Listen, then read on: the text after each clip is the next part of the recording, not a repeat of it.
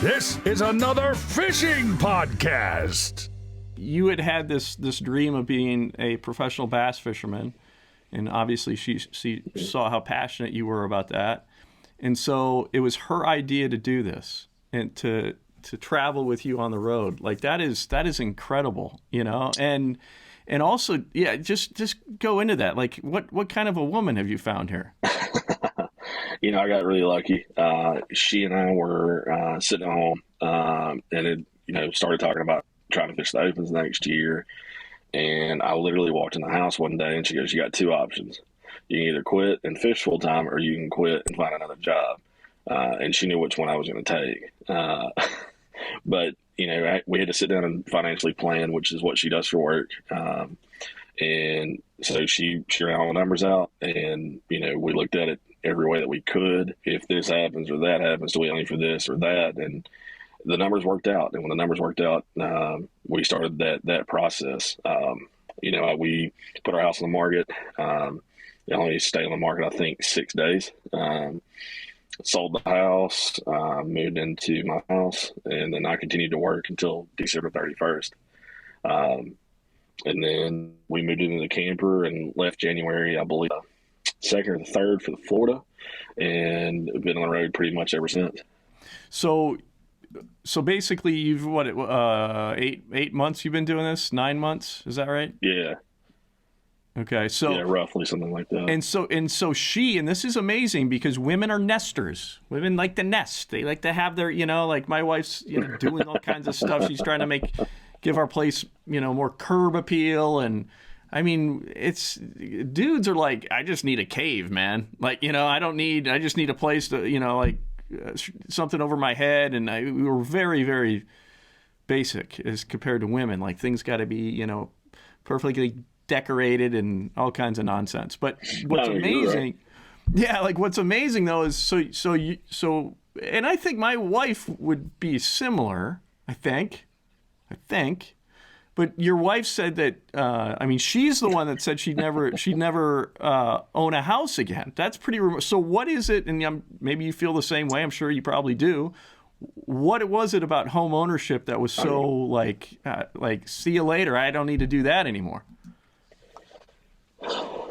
You have to worry about constantly. We had an HOA that was terrible for our house was. I've got to cut grass. I work Monday through Friday. The job that I had, I worked, 7 a.m. to 5 p.m., at least 5 every day of the week. And so then you take Saturday and Sunday. Well, I want to fish, but now I've got to cut grass for the HOA, even though it's not very tall and your hot water heater goes out. There was all these little things that just kept piling up. And I'm like, why am I working 5 days a week to then turn around and work 1 to 1.5 days on the house to make sure it's up to quote unquote standards for the HOA, and neither one of us are happy about it. I'll give you a prime example. My hot water heater went out at my house. I had a gas hot water heater. The company that came out to fix it, I believe it was $1,800, almost $2,000 to fix it. And then I had a hot water heater go out on our camper. The very first trip we took, second trip we ever took it out. And it's 100% my fault. It's nothing to do with the company. But that hot water heater went out. It was $500 to replace it. And that was not to repair. That was completely replace the hot water heater. So, financially looking at it, it's a lot cheaper owning the camper than it is owning a house.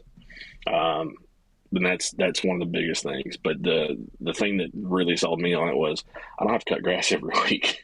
I know, man. I can't stand cutting grass. It's the dumbest thing, honestly, dude. I've said this numerous times on this podcast. I'm positive I have. Cutting grass is the single most stupid thing a person can do with their free time. Like all you have in life, honestly. Here's the real zinger of this podcast, and maybe I've said this before too. All you young people listening right now, I'm going to give you this is going to be the pro tip of your lifetime, right? The single most valuable asset you have, ready for this, is your time. There's nothing more valuable than that. So if you're out there And I'll tell you, and if you're getting pleasure out of mowing the lawn, then you need to have your head checked. But the single greatest, like, there's so much BS when you're mowing your lawn. Think how stupid it is. You're wasting your valuable time. You're going to be dead at some point.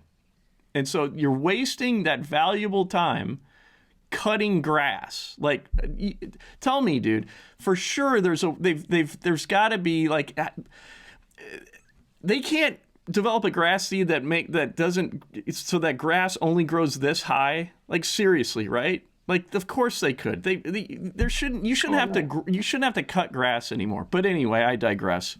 It's stupid, and it's almost like not having to mow is like probably the single greatest reason to just go RVing and just live an RV lifestyle. For me, anyway.